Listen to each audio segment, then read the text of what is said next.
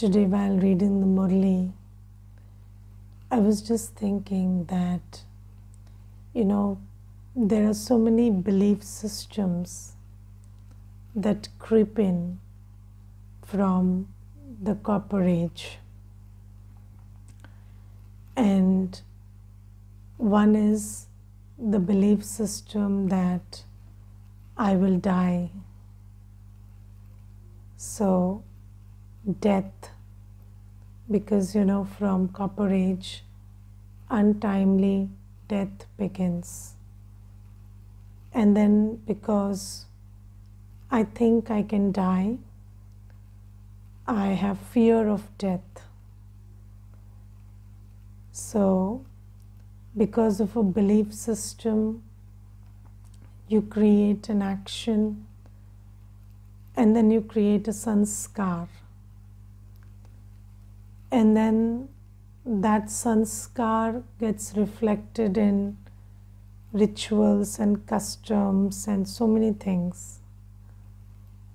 So, this whole world, the culture that we create, what we call rasam rivaz in Hindi. So all this rasam rivaz, or the physical rituals and systems and customs also are a reflection of our sanskars that we have created. And those sanskars were created because of whatever happened from the Copper Age and the way we thought things are. So we didn't know the truth of everything. So we thought that there is a we started evolving some belief systems. So let's take this thing about death. So so in Satyug and Kalyug, Satyug and Treta Yuga, the Golden Age and Silver Age, we leave our body on time. Yes, so it is not like you leave your body anytime. There's a fixed time. So when somebody enters a body and leaves a body, it's pretty much fixed. So you will be in this costume for so many years and then you will leave. And the soul is very aware that I will leave the body. So there is no fear of death because death is very timely. Now, do you understand that precisely death is not the problem, uncertainty is the problem? Yes, what if I told you you will never die, live forever? Is it happy news? Yes, somebody living forever, never dying, very big problem, right? So it's good, to change your costume, change the role, change the context. Even an actor doesn't want to work in a television serial which runs for 15 years. He would like to work in something that ends in, 1 year, 6 months, and then take another project and have another character. So that's always nice. But the thing is, we should know, until when. So uncertainty we don't like. So death is not the problem is uncertainty. So we would like change, but then change when, so we like the change that we anticipate. Yes, we don't like sudden change. Do you like sudden change, or you always like change, but we want change that we can expect. Yes, and we can plan for, and we don't want things to happen suddenly. So that's what happens. So in Satyug, it is pretty much, very organized and very timely, and there's no surprise or shock or uncertainty, and everything is organized and harmonious in that way. And so we don't know fear and worry in Satyug. So we don't know worry, we don't know fear. But how is everything so organized in Satyug? Because the Satyug is the time of reaping the harvest. So, we are doing the effort, doing the karma now, and that's just, that's just relishing the fortune. So that's why the fortune is pretty much fixed. So that's why everything there is, it doesn't surprise us or shock us, it is pretty much certain. So because Satyug is based on the karma that we do in Sangam Yuga, that's why Satyug is pretty much in order. And there we don't know fear, we don't know worry. And then from the Copper Age, because our account of credit is dwindled, it's we have finished that, finished eating up that fortune, and then we're very less of it. So that's why these uncertainties and these untimely things start happening. So then death comes any day without warning, without telling you, and it is everything becomes uncertain. And do you realize that as the degradation is increasing, the uncertainty is also increasing too much. So the uncertainty in the world today is at another level. So earlier, at least even when we talk about untimely death, we didn't think about dengue and COVID. So, now dengue and COVID are like, they take away life anytime. So, you are infected with it, and then 2 days into it, 3 days into it, and then life is lost. So these things are also happening, and more so COVID. So now we are in a different phase of uncertainty, and even uncertainty in relationships has grown so much. So earlier, people used to say that we are married for 7 births. Yes, so when somebody got married to somebody, they knew that they told that this is Saat Janam Ka Rishta, and we will be together for 7 births. But now you don't know whether you'll be together for 7 days. And I remember there was this one couple, and they came to the center and they were thinking about taking a divorce. And then I asked them, so how long have you been married? So they said that, we have been married for so less that our marriage is not yet registered. So we are, in between that process. So we got married, the registration has not yet happened, and we have doubts about this marriage. So we were thinking that if we are very certain that we don't want to move ahead, then probably we won't get it registered at all. So then it would be like, why get the marriage registered and why fight for the divorce? So we won't get it registered only. So they were saying that we are so much in doubt that we are thinking about not registering the marriage at all. So this is the world we live in. And so these days, you meet somebody very young, and then you say, you're single, they say yes. So then you have the next question you have to ask is, were you ever married? So they'll say yes, for 2 months, for 3 months, for 6 months. This is how the world is these days. So this is how it is happening. So there is uncertainty in health, there is uncertainty about death, there is uncertainty about relationships, there is uncertainty about money, because you may have a lot of money, and then tomorrow suddenly you know that something went wrong and everything is lost, or maybe you where you invested, that investment has failed. So I remember there was this brother, and he told me that he invested his whole life's savings in buying a flat, and he bought a flat, and then they came to know that the builder had cheated. So, there was cheating in that whole transaction, and it was a false transaction.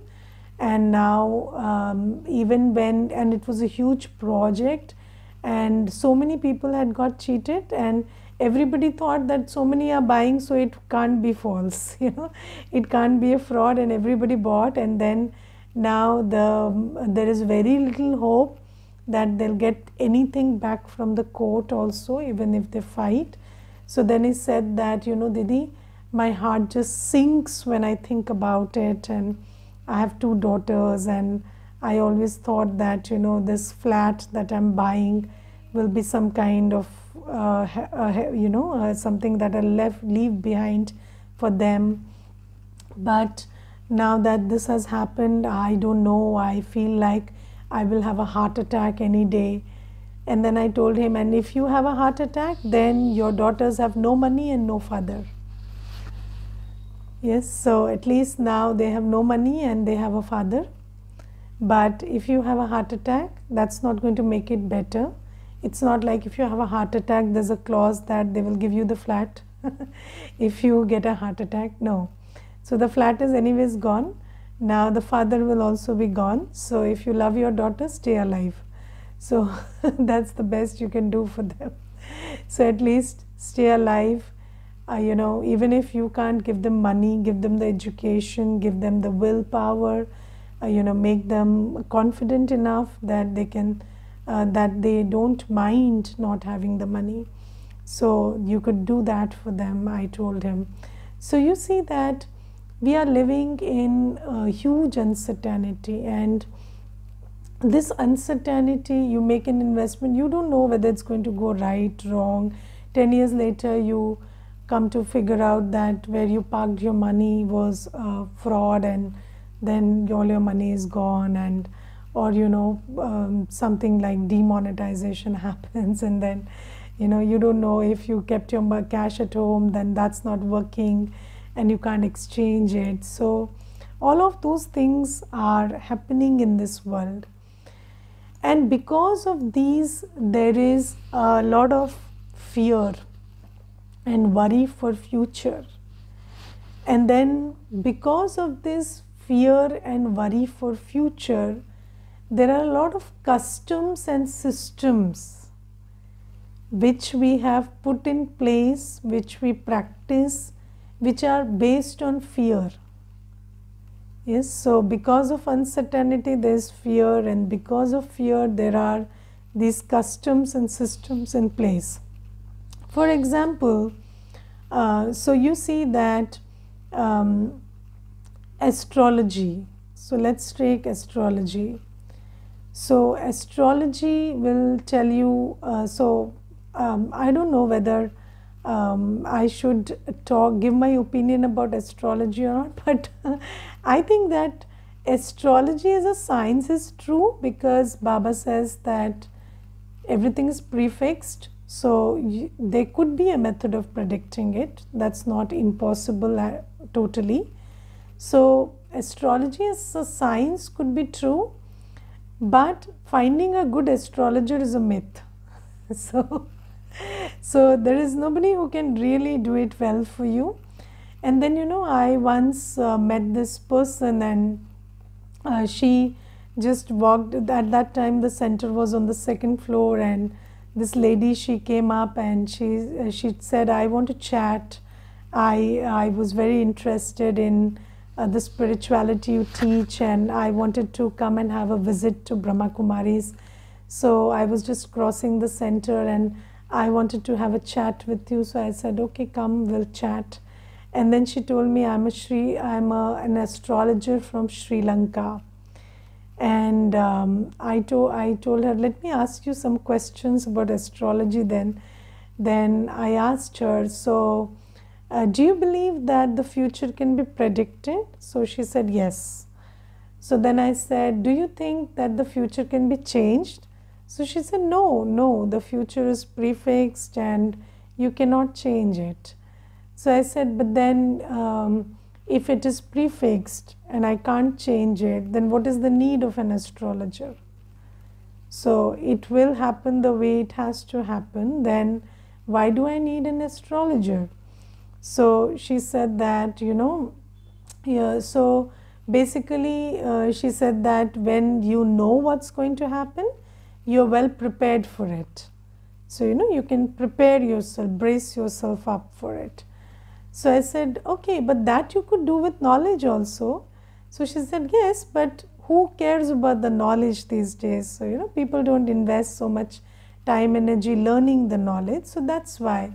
So I said, no, but if you know, if you understand how to empower yourself spiritually and you learn the art of meditation and all, then do you need astrology? She said, of course not.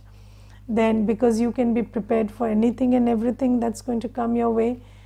Then I asked her, then if that's the case, then why are people all going to the astrologer to change the future in India? So, everybody is going and they are thinking that probably if I wear this stone or if I do something or, something is done by the astrologer, then the future will change. So she said, that's why I've come to India. The market is really good. So you can tell anything and people believe and they will buy that and pay you, and that's why we've come. So she said, I told you my secret. So, so then I said, okay, all the best. I hope you make good use of the market. So this is how it is. So you see that pretty much we are looking at these rituals and customs and these practices. They are all fear-based. And also, based on false beliefs. So the truth is, the future is there.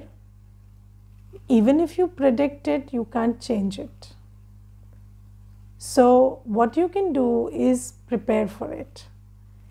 And preparation means being spiritually empowered.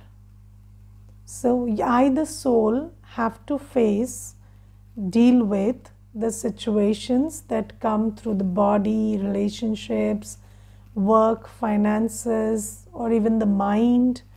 I have to deal with everything.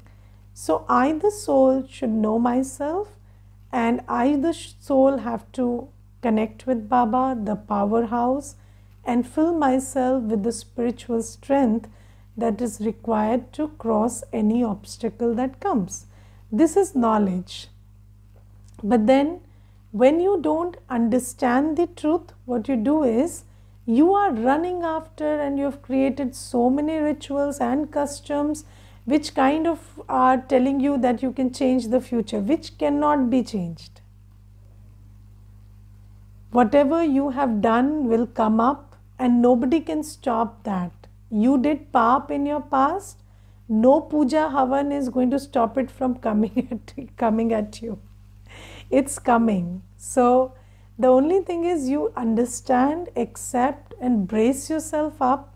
Bracing yourself doesn't mean just, having confidence, but having real spiritual strength, which comes through Raj Yoga, which Baba teaches us, which is Gyan Yoga, purity, and Seva.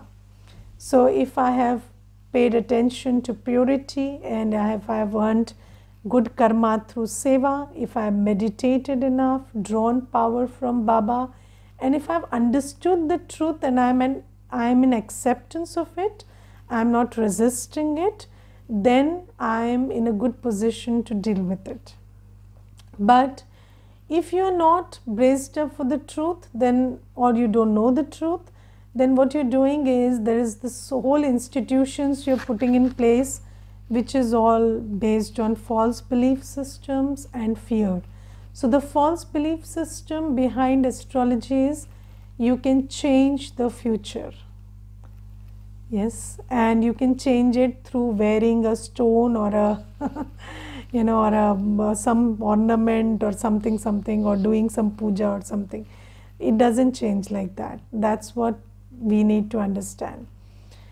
Then we don't know the truth that, every soul will die, leave the body. And when you leave the body, you will take birth according to your sanskar and karma. Yes, not according to the way you are cremated.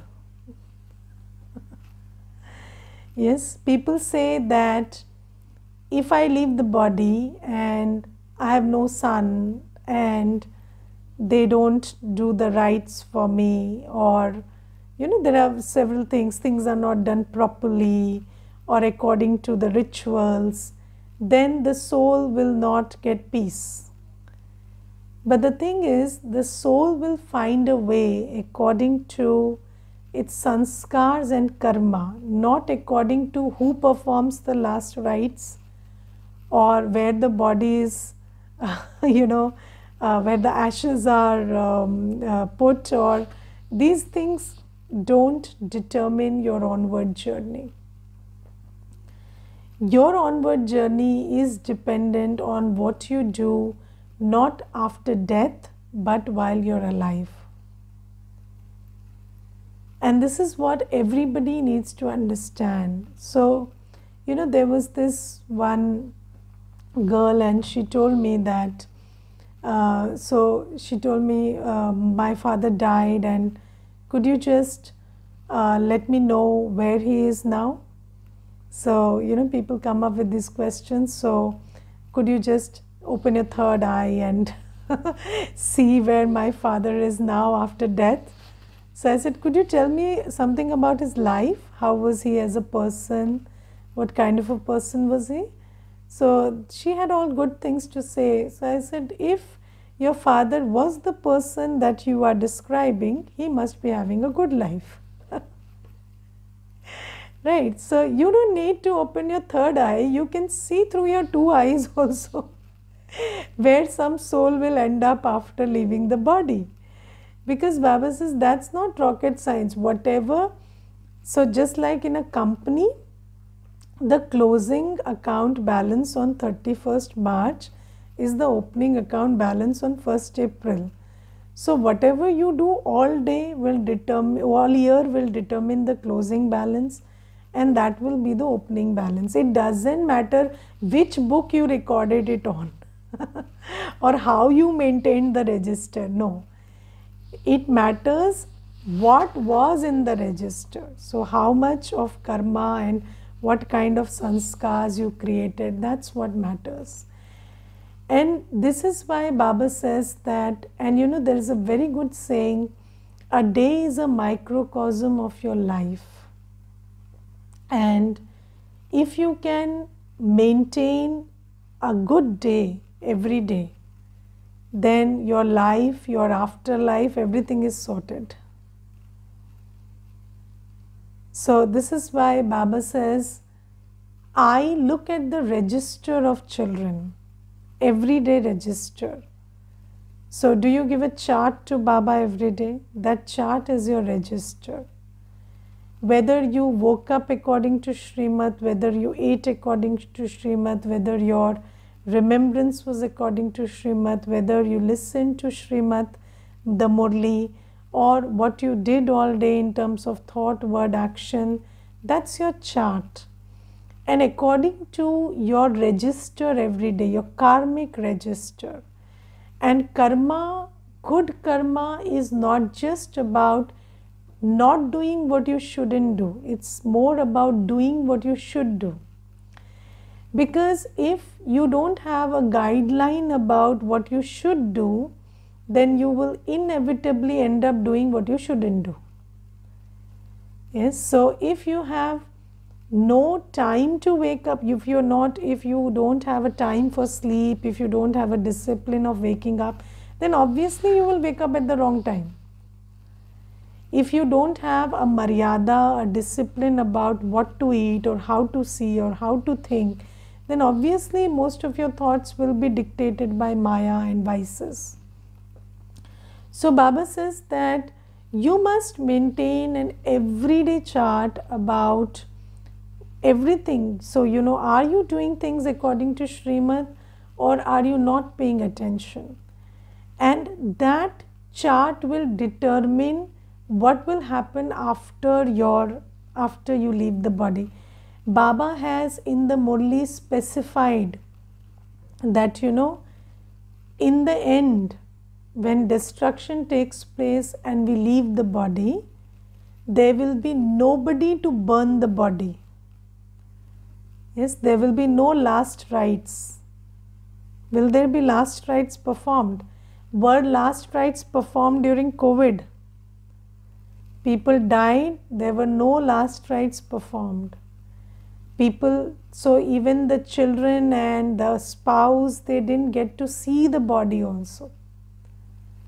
So Baba says, we have seen that rehearsal already. If I told this to you 3 years back, you would say, how bizarre, how would somebody die and the family not perform the ritual? But we have been through a whole episode where the family, despite being alive, they didn't go and see the person off. They didn't go and do the rites. So, and in the end, everybody is dying simultaneously. So, who will perform the last rites of whom? So, Baba says, why are you stuck up in these rituals and these customs? So, Baba says, it doesn't matter. These customs, they don't determine where you will end up in your next life. So, you know, people have these strange, and you know, even if you think you're very modern and broad-minded, there are these things lurking inside. And as, you know, the person gets older and then they think that it's time to leave the body.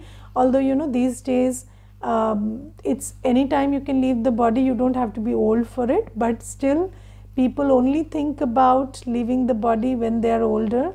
And when they're older, they start to think about these things, you know, who will perform my last rites and how do I want to be cremated, and these things they start thinking about, because this belief system is so deeply rooted. And you know, there was this one brother, and he is in Gyan for quite some time now, so maybe 15 years, and then now he is around 80 years of age. So when he came into Gyan, he was approximately 65 years of physical age. And then, you know, recently he was telling me, you know, Didi, when I came into Gyan and Baba used to talk about death and belief systems about death, I used to think, okay, I don't think so much about death and belief systems. But do you know that as I have grown older and now I'm 80, the only thing I think about is death and how I want to die and which children will reach me first, and all my children are abroad, so whether they'll be able to make it in time or not, or if my body will keep lying. So I have these certain bizarre fears which are coming, and I never knew I had these fears. So I was just telling him that, you know, these fears and these belief systems are very deep rooted. But we have to understand through Gyan that this is not true. So, how we are burnt or cremated or what happens, these things don't determine, you know, whether these things don't determine our afterlife or the next birth. So, there's a question, donating eyes or body organs is the correct decision? Yes, because you know, it's anyways a body, so when you have left the body, if it can be of some use, good. Yes, but the thing is, so you know, people fill out that form and they say that, okay, I will donate eyes and body organs, okay, fine. But do you understand that donating, if really you're serious about donating, then you have to have a whole system in place where after you leave the body, people call out and ensure that they are donated. So it's not like you die suddenly and then because you fill the form, the donation will happen. So even donating and putting anything to use is a task. So while alive, using our eyes, ears properly is a task. Then even when we leave the body, to ensure that what we promised happens is a task. because you are already dead. You won't call and ask for you won't inform those people. So there has to be a whole system in place where those people around you do that for you. So that's also there. But there's no harm in, if your body can be used after you leave, very good. Anything that it can be used well is good only. So this is about, so Baba says that, there are these lots of rituals and systems, and then, people are worried about what you will get in your next life. So people donate and they do many things, but Baba says that if you donate to the vicious, then it doesn't earn you any punya karma. So these days, people just think that throw away your money and it will reserve a seat in Satyug. Yes, give it to anyone, and then people say that if I have given it with good intention, then it is used well. No. If it is used well, then it earns good karma.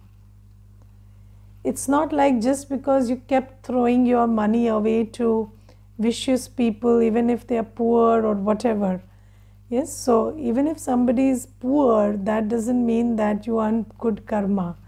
If somebody is vicious, they are not leading their lives properly, and you also contributed to their viciousness, you earn the opposite of punya karma.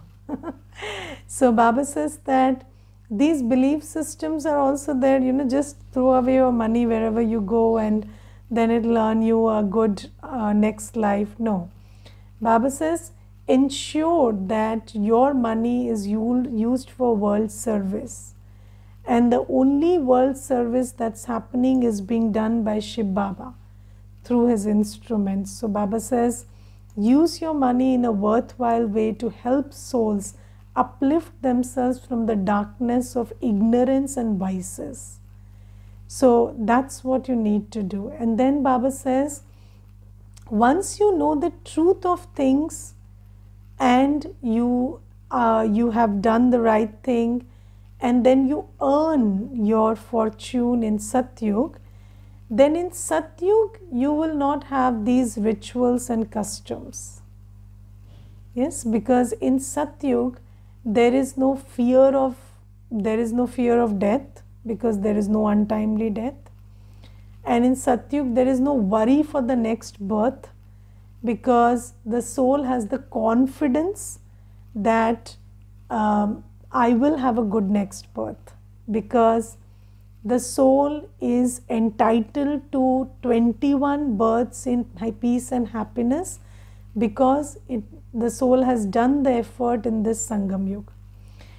Do you understand that worry of the future comes from lack of confidence because you have done vikarma? Yes. So do you see these days that people are worrying about bizarre things?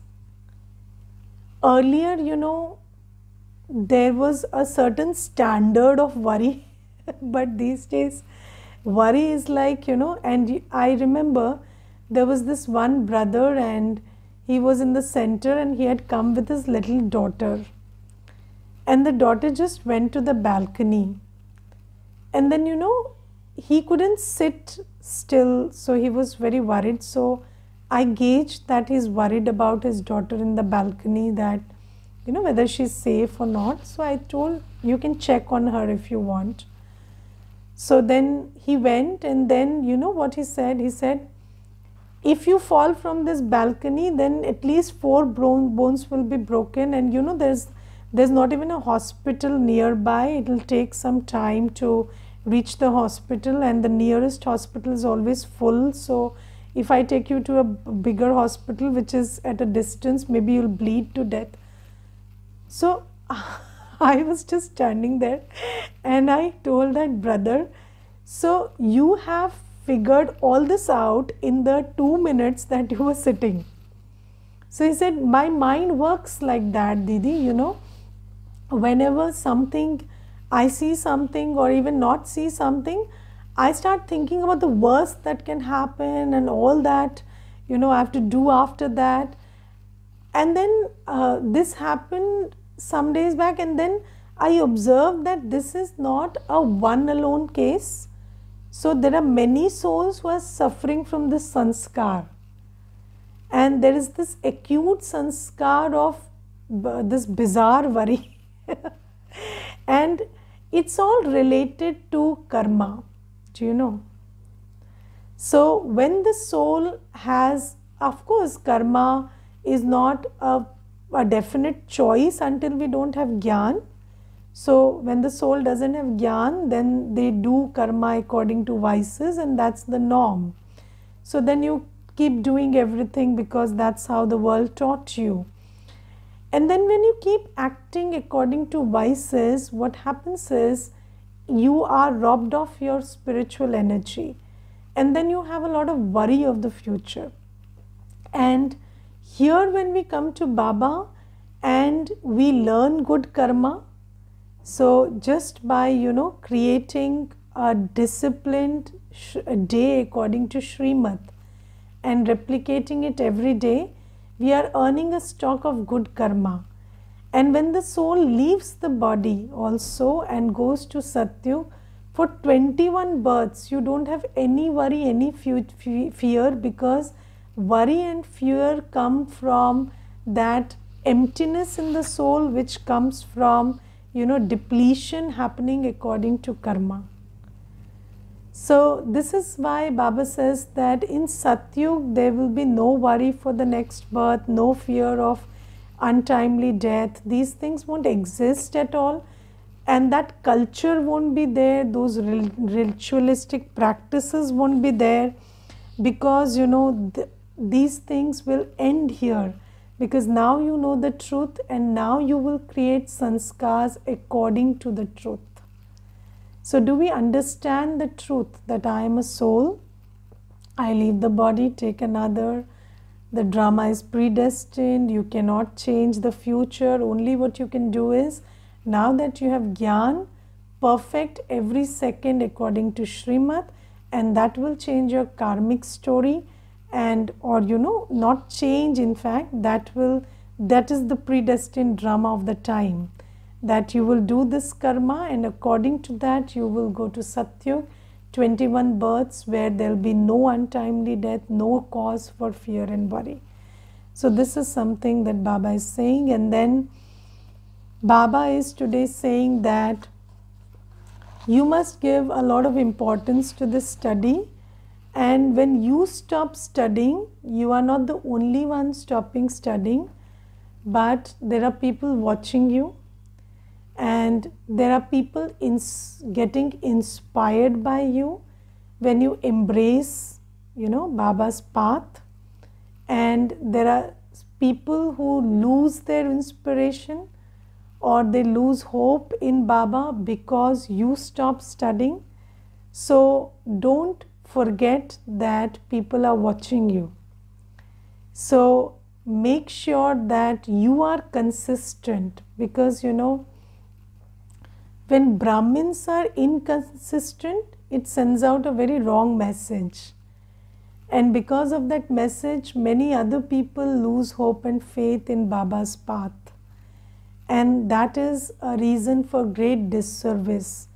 And Baba says, if you do this kind of karma, then obviously you will have to pay for it and you will not get a good position in Satyug. So Baba says, be very wary of this. And then Baba says that people ask that,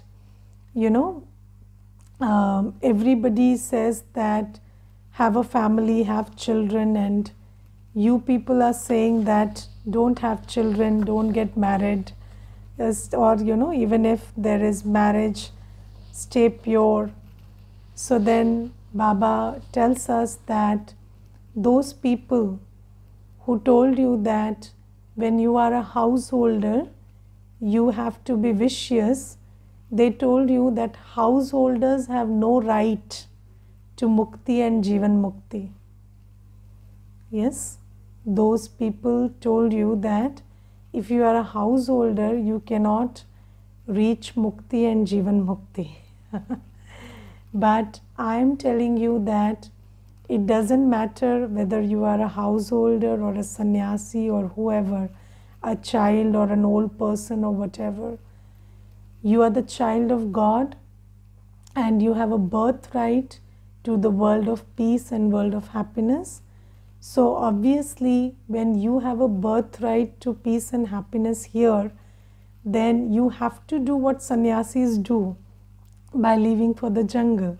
So Baba says, sannyasis told you that you stay impure in the household and you have no right to the world of peace and happiness. So you stay in this, you stay in this garbage always.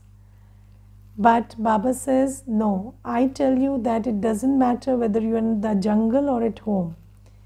You can have a right to the world of peace and happiness, but for that you have to stay pure. Yes, and if people say that, how would the world continue? Then you must know that the biggest problem in the world today is not continuity. It is population explosion. So the problem of the world is not that there are less people in the world. The problem is there are too many. So we don't have to worry about, how other people will join. Many people are doing that work, right? So those souls who have to come will come. But what this world needs now is the power of purity so that we transition into heaven. So Baba says, the biggest problem in the world today is overpopulation, not lack of population. Okay, and these days because of overpopulation, there's poverty, there are so many problems. So Baba says that's not a valid question also. Okay, Om Shanti.